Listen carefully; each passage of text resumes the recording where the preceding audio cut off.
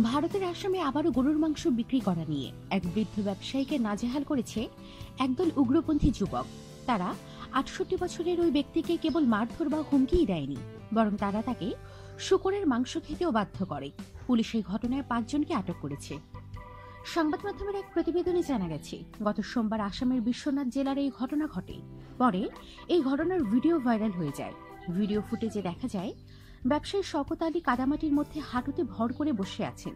তার চারপাশে অনেক যুবকের ভিড়। তারা তাকে বারবার আঘাত করছিল এবং হুমকি দিচ্ছিল। এক পর্যায়ে তারা তাকে শূকরের মাংসের টুকরা খেতে বাধ্য করে।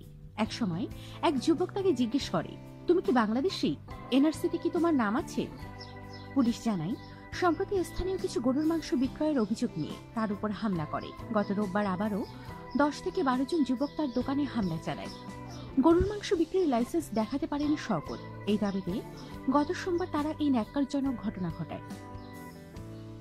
শওকতের ভাই শাহাবুদ্দিন বলেন, শওকতকে বাংলাদেশি বলে দাবি করে কিছু যুবক তাকে বেধড়ক মারধর করে, এমনকি তাকে শূকরের মাংস খেতেও বাধ্য করে।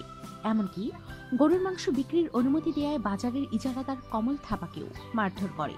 পরে পুলিশ ঘটনাস্থলে গিয়ে পরিস্থিতি নিয়ন্ত্রণে আনে। উল্লেখ্য, বৃদ্ধ ব্যবসায়ী শওকত আলী আসামের বিশ্বনাথ জেলার চারিয়ালি এলাকার বাসিন্দা। গত ৩৫ বছর ধরে তিনি কুটির চারিয়ালি বাজারে ব্যবসা চালিয়ে আসছেন। বর্তমানে তাকে একটি সরকারি হাসপাতালে চিকিৎসা দেওয়া হচ্ছে।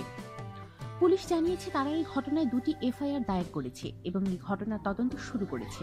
ইতিমধ্যেই পুলিশ এই ঘটনার সাথে যুক্ত থাকার অভিযোগে ৫ জনকে গ্রেফতার করে। এসপি রাকেশ রৌশন দাবি করে, বিষয়টি সাম্প্রদায়িক নয়, দুটি সম্প্রদায়ের মানুষকেই গ্রেফতার করা হয়েছে। আগামীকাল এ নিয়ে শান্তি বৈঠক ডেকেছেন জেলা প্রশাসক। আমাদের সাথেই থাকুন আর অবশ্যই সাবস্ক্রাইব করুন।